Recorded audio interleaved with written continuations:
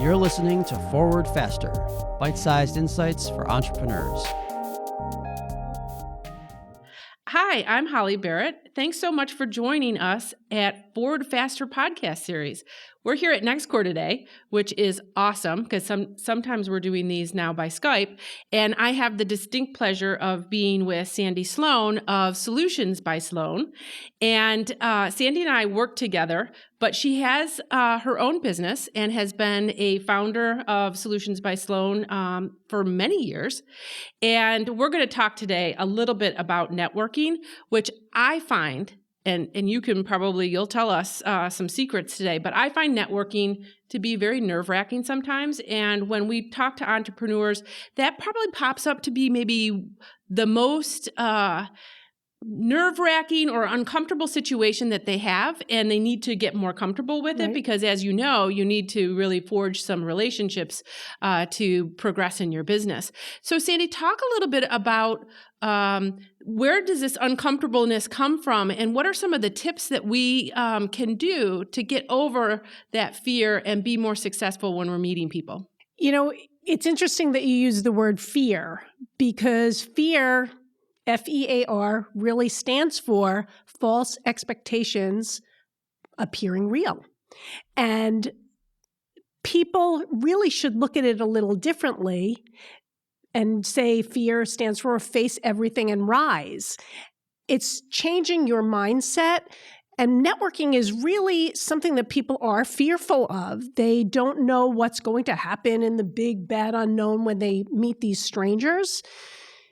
When we're little, we're told, don't talk to strangers, don't talk to strangers. And it's so ingrained in our mindset that it's really hard for us to move away from that and talk to strangers because we don't know what to expect from them. So people, when they go into these networking situations, they're usually faced with a tremendous number of strangers, people they've never met. They might be alone. They might be with one other friend. And then they stick with that friend instead of talking to these other strangers. But the concept of strangers is an interesting one because when you really think about it, every single person in your life, except for your immediate family, at one point was a stranger. Your best friend, you had to meet at one point.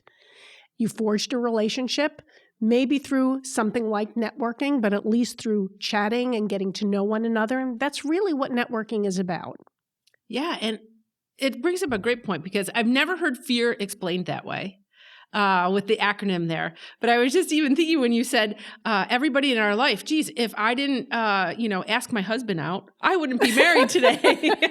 So, there are distinct advantages when we kind of flip our mental state from that stranger danger that I think there was even a commercial when we were younger like that, to looking at there's an opportunity every time you meet someone that it could be a potential fit to help each other get to what you're trying to achieve in life.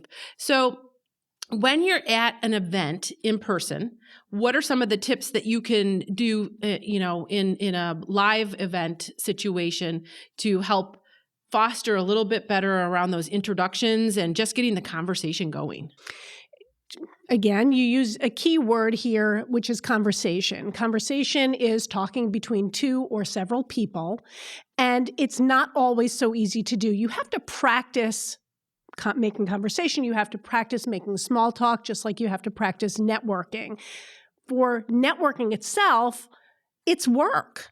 It says it right there in the middle of the word. It's called networking, not net playing. It's work, and it takes practice to get better at it. When you go to some of these live events, what you need to do is know that every single person is a potential contact. You can help them. They can help you. They might know someone. Don't ever dismiss anyone. But in order to start facilitating conversations and small talk, it's really good to practice. Again, to get better at anything, you need to practice. Practice where it doesn't matter. When you're in line at Starbucks, when you're at the doctor's office, talk to everyone. Get used to talking to strangers. Get used to making small talk. And then you will get better. It will become much more natural. I'm one of those people that even as a little kid, I used to talk to people and my parents would say, "Oh, stranger." But clearly it did not stop me. But It's a learned behavior to be able to engage with others. And some people are just natural introverts, and some people like me and you are natural extroverts, and we're comfortable just making conversation about anything at any time. If you're not so comfortable, if this doesn't come so naturally to you, again, it's a practice behavior. I teach in my seminars something called the ARE method of making small talk. And what that is, it's an acronym for anchor, reveal, and encourage. And what that means is you start a conversation out with something that is an anchor, a shared mutual reality. Then you reveal something about yourself, and then you encourage the conversation to go further. An example of that would be, oh my gosh, this is so great that we are here to see this speaker today. I have been looking forward to seeing this speaker. Okay, that's the anchor. We both are here to see this speaker, to hear this speaker talking about whatever the topic is. So that is at what we share, and that's a commonality. Then I'm going to reveal something. But, I've read her books, but I've never seen her speak. Okay, I've just revealed that I have never seen this speaker, but that's why I'm interested in seeing her, and I have read her books. So I'm a reader, and it helps the conversation go further. And then I'm going to encourage the conversation by asking an open-ended question. Why did you decide to see this speaker? Had you read any of her books? And you will then give me information, and then we've suddenly put all these threads together to build the rope of a conversation. And from that initial conversation, we can start talking about other things. But it is a way to stay away from something like, so what do you do? When I am done telling you what I do for a living, the conversation frequently falls flat. Right. You tell me what you do, I tell you what I do, and where do we go from there? So you want to build a stronger rope of a relationship and of a dialogue that can continue. And if it falls flat, when you're at a live networking event, you walk away. You say, oh, I have to go see somebody else. We're both here to network. Nice meeting you. See you, bye. Love that example, because my husband and my kids are always mortified because I'm that person that always talks to the person in line at the grocery store. And so it is very much like that, where they might have a product on their the conveyor belt that I'm interested in. So I use that as that anchor to kind of see whether or not they like the product. And then that always usually leads into a conversation. So again, those are safe places that when you're not in a professional situation, it's less pressure. So always about the practice. Love that. I think though, so what are you seeing in terms of a shift in dynamics or a shift in tips with all of us doing so much more online? What's the difference in the virtual world, and how do you help people make connections when we're doing things online? The one-on-one networking online is pretty much the same as doing it in person. The only thing you're not able to do is walk away, or not that anybody's going to be shaking hands now in the age of Corona, but it's basically the same. It's two people talking to each other.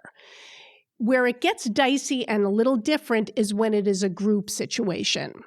If you are doing a group networking online, it's very different because, again, you can't walk away. If you don't like something, you don't just drop off in the conversation the way you can walk away in person. So there are a few tips that I like to give people for the virtual networking. One, and you should do this even for everything, for your meetings at work and for any networking that you do, is on your screen, you can put your name, put your full name. Don't put your email address, because people will keep seeing it and it will reinforce your name for them. You're helping them actually, so that they know who you are. And then once it disappears, you can hover over that and it will show Holly Barrett. You don't have your name as H. Barrett or just Barrett. I don't know what that means. It's also a good rule of thumb to have your company name next to it, because that might be a thought starter for me and for other people. How can we maybe interface and engage with one another in business? if you're going to formal networking versus a meeting, the agenda is established, why you're there, the way we do those Zoom meetings every week. You know what you're supposed to be getting out of it. Networking, when you're just supposed to be meeting people and getting to know one another, it's not as concrete. However, the person or the organization who has put this together should be facilitating something that is very, very substantially concrete, so you have a framework within which to go forward and make conversation. I have been on more of these networking calls or Zoom calls where there has not been anything formal set up. And as a result, Huge everybody is missed standing there. right? And I'm testing my mic because I think, am I not hearing people? Nobody's talking. It is a missed opportunity. So I'm in a group, Rochester Women's Network, and surprise, surprise, I run the monthly networking. And what we do, we have a very specific agenda. When everybody comes onto the call, I make everybody introduce themselves. I make everybody change their names on their pictures. And they introduce themselves with, not a full-blown elevator pitch unless there are very few people, because there's not enough time for that. But I make you introduce yourself and say what you're there for. Maybe you're looking for a job, or you have a job, you're looking for business, and the name of your company, if you have a company. So it sort of breaks the ice, and then we immediately go into breakout rooms. And in the breakout rooms, which are done randomly, the breakout rooms are a great opportunity to network with only a couple of people at a time. I put questions up for them. And the questions, you always stay away from any political or religious questions. And you also don't know who is going through some rough times with the pandemic, but there are shared mutual realities of the pandemic that you can bring up. One might be, and this was something I did recently, and it got a great response. If you knew this was coming, what is the one item besides hand wipes, sanitizer, hand sanitizer? No, that sanitizing wipes, the hand. Yeah. The gel. Thank you. Okay, yep. And toilet paper, right, that you would have hoarded. And the answers were so funny. A lot of people said, oh, I would have gotten more wine. I said yeast because there was like this big bidding war for yeast because everybody was... Still is, right? Baking, right? And probably that's tied to the alcohol because they do some brewing and yeasting there. But I mean, those sales are up like 300%. I was like, what are we all doing at home? But it was a good conversation starter. And then it just morphed in the individual rooms because as a facilitator, I went from room to room to see what people were talking about, and it morphed into other conversations. So it started out with that ARE, that anchor, reveal, encourage, and everybody started having a broader conversation. It was a lot of fun. I think that's great. And I think, a key takeaway is even if you don't have time to, facilitate networking within the meeting that you have, I think that tip of just asking everybody at the beginning of a meeting to just change their name and put their company there is incredibly useful because that gives you, awareness around who your population is that you're going through the meeting with. So Sandy, you mentioned a little bit earlier around names. So if you haven't had the pleasure of being at an event with Sandy, I can tell you, I'll walk in the room with Sandy. All these people come out to see Sandy. They, and Sandy remembers their name. She remembers where she last met them. She remembers personal things about them to ask, how's that going? And I think that's such an art. Can you give us, a little bit of your secret for that? Because I think it's so important to remember people's names around networking. Everyone loves to be remembered. And people feel very, very special when you remember their name, or you'll call them by name, or you'll identify where you've met them. The simplest thing to do is when you meet someone, and we've all had the feeling of the second they say their name, it's gone out of your head. So repeat their name as soon as you can. If I were going to meet you today, I would say, "Hi, Holly, so nice to meet you." And the likelihood is that you've told me that you work at NextCorps. So I would say, "Hi, Holly, so nice to meet you. Tell me, what kinds of projects are you working on at NextCorps?" So in my mind, I have reinforced your name. I've used your name, which you like, and you told me where you worked. So I've reinforced where you worked by repeating it, because repetition is key to everything. There are a lot of mnemonic devices to remember names, and I use quite a few of them, but we don't have the time to get into them today. But if you do a search online for remembering people's names, you will find so many pieces of information to try to help you remember. It's the same principle as we all learned when we were kids. If I say to you, "What are the 5 Great Lakes?" I feel pretty confident you're going to remember the acronym of HOMES, right? And you can tell me what the 5 Great Lakes are, because we know Huron, Ontario, Michigan, Erie, and Superior. It's not that we know the 5 Great Lakes, it's that we know the mnemonic device. So, Okay, just to be clear, I didn't remember the 5 lakes. I'm going to need to do some homework. But I love all the little tips and the tricks, like the ARE and the FEAR. It helps me remember things. And I think what I was surprised when I sat through some of your training is even putting your name tag in the appropriate place if you're going to an event.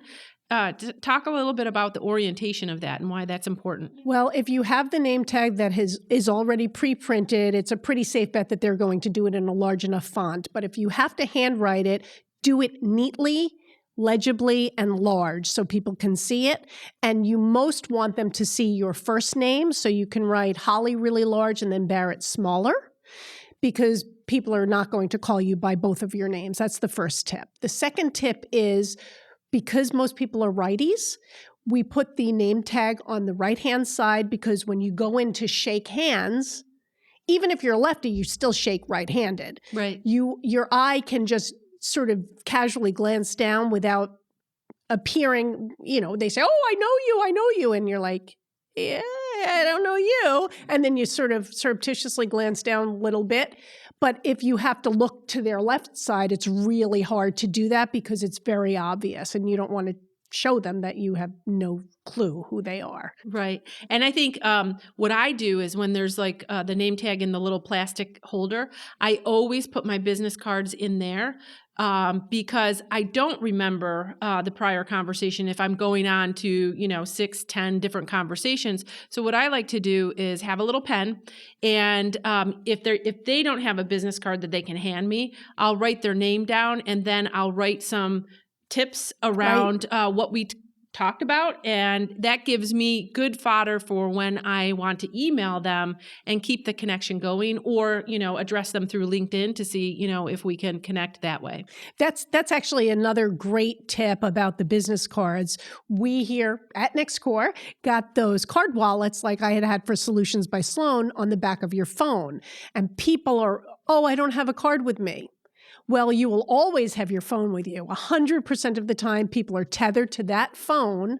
So if you have your phone and you have the card wallet on the back of the phone, you'll always have business cards, and you'll be able to write down the hints, which is a great way to remember people, because you are meeting hundreds of people at some of these events, especially if it's a conference. Right. So that's great. And we did have this debate in one of our trainings that is business cards, are they still alive, or is everybody bumping to get the contact information with their phones? Or so the word is that business cards are still out there. They're still usable. It is if you're grabbing it quickly like that to make a quick little note, it's sometimes a lot easier than trying to navigate that on your phone right there, especially if you have to go on to the next conversation. I agree. But even like when you're in a big crowd, it always amazes me when I talk to entrepreneurs around their hesitancy to go up and make new connections, because they don't really see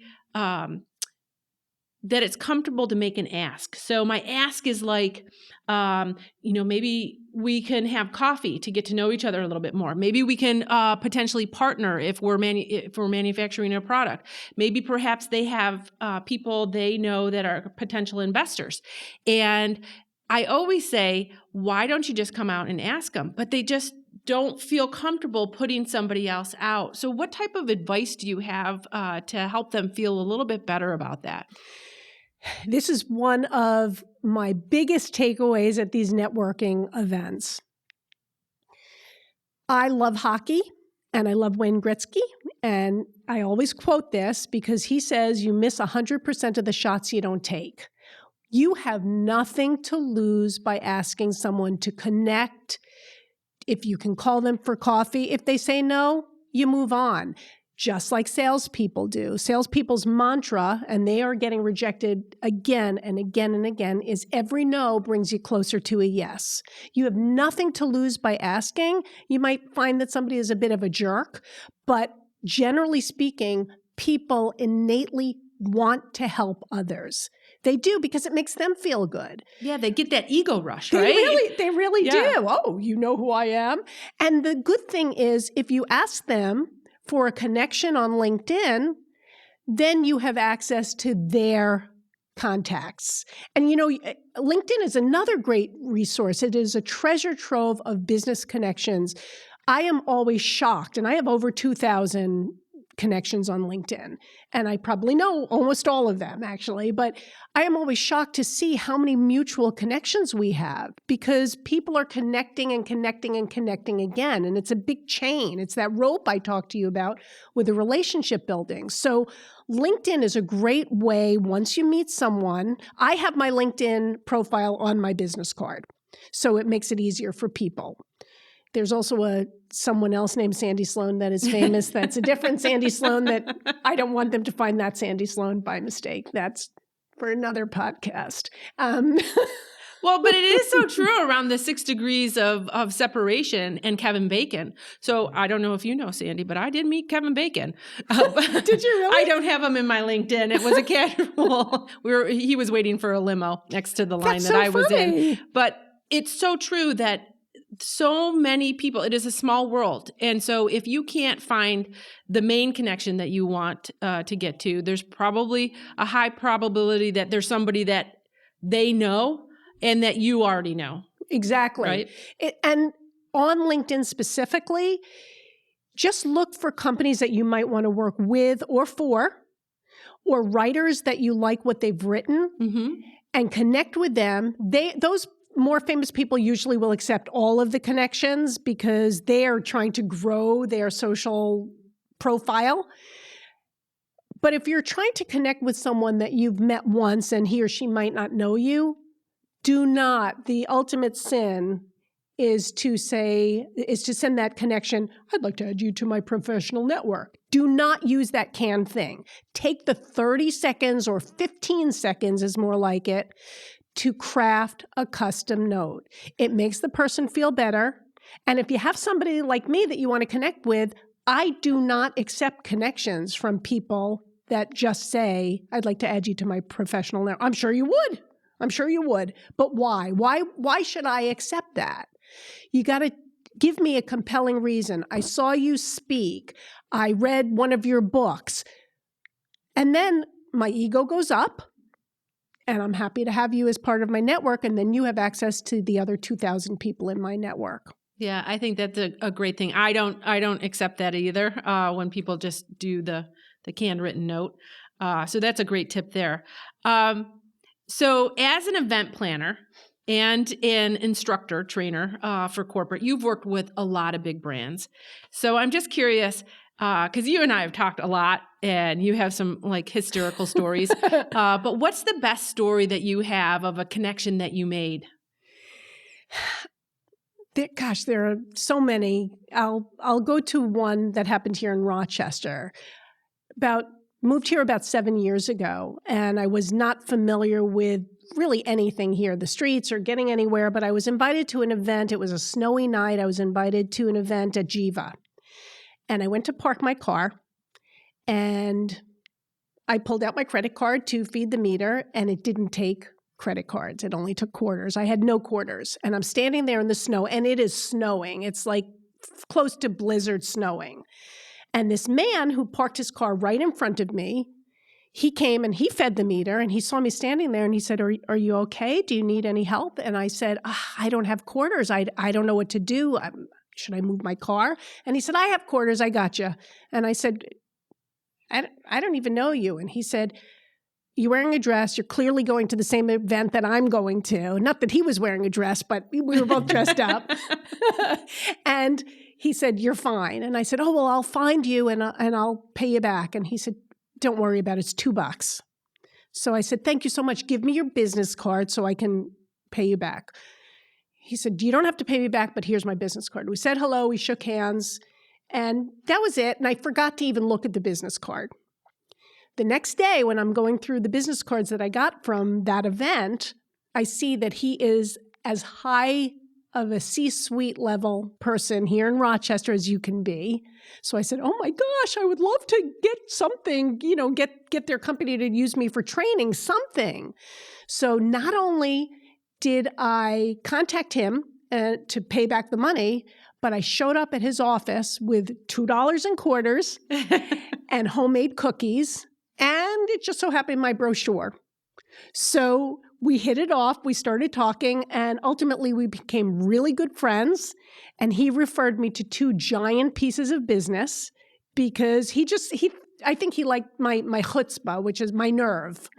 And that was a great network, and we're still friends. So it's 7 years, we're still friends, and we still laugh about that. That's a fantastic story. And it just shows that with that little personal attention, you made an even deeper connection through the kindness of a stranger. That's right. So Sandy, you've read a lot of books. You've published some books. What would be a resource that people could go to, some of your favorites, for learning a little bit more about networking and becoming comfortable about it? There is so much online. There is virtually anything that you want to read. I love the Harvard Business Review. I love reading Seth Godin, who is, my guy, my purple cow guy. He does a lot about networking and about forging relationships. He's probably one of my favorites. And he's a Buffalo boy, which I did not know. I went to college with him in Boston, but he's from Buffalo. He has a lot of really good tips about how to engage with others and how to keep the conversations going. And there is no shortage of wonderful, wonderful books about networking and how to do it effectively. And it just takes a lot of practice. So there are so many resources. I couldn't really point to any. I already told you about LinkedIn and how important that is for growing your own personal network, for getting jobs or for working with others. But just do a deep dive online and you will find so many resources. Just if you put in networking, I worked with somebody who is a huge, huge introvert. And we looked it up online, networking for introverts, and there are about 10,000 books on that. Wow. And she got one and it really helped her. And then she started going to these events, the ones that didn't really matter to her. So she could just practice and get used to it. And she got much better. And now she's holding a board position for an organization. And, she used to not even be able to speak to people. She was so nervous and timid. See, it is all about practice. And I think, I'm so glad that you mentioned Harvard Business Review, because I think in a lot of their publications, they explore the potential around personality. And there's like 5 key personalities around leadership styles.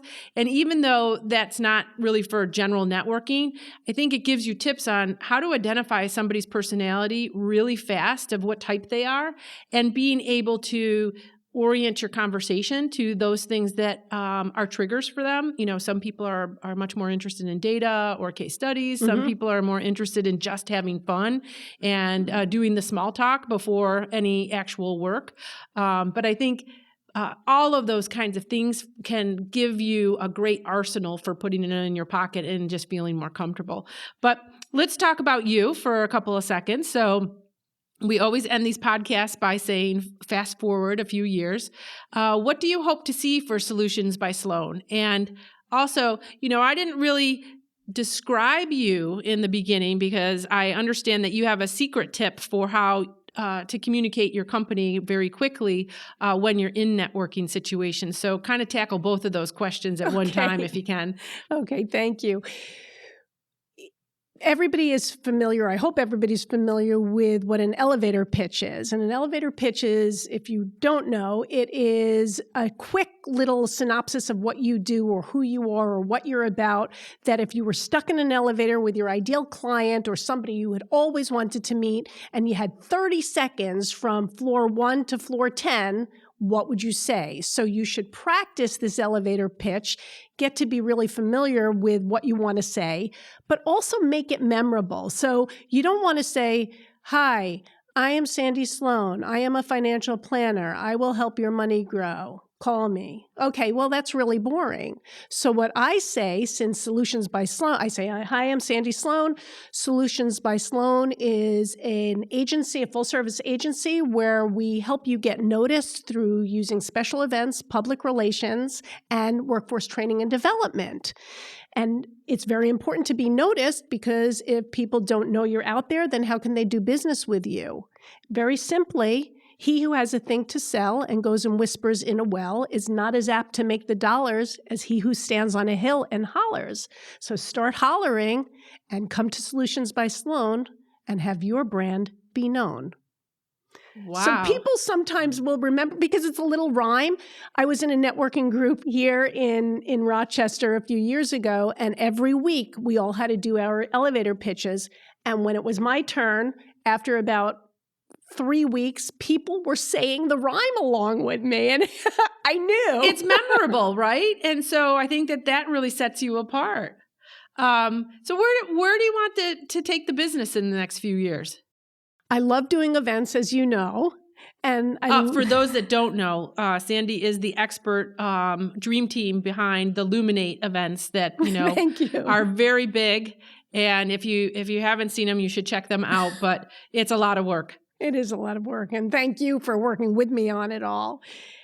I love doing the events. I love doing public relations. I love connecting with people and doing the trainings. And I think even though I am now officially almost a senior citizen, I plan to do this for as long as I can, although, laying on a beach in Hawaii doesn't sound too bad either. So next to Oprah. I'll do that. Start reading some of her books so that you can talk, network. That's right. That's right. Her name I will remember, I think. I think so. Well, thank you so much for joining us today, Sandy. Check out solutionsbysloane.com. And I encourage you all to sign up if you haven't already to subscribe to Forward Faster and continue to get some good information and resources to support entrepreneurship and help your company grow. Thanks a lot and see you next time.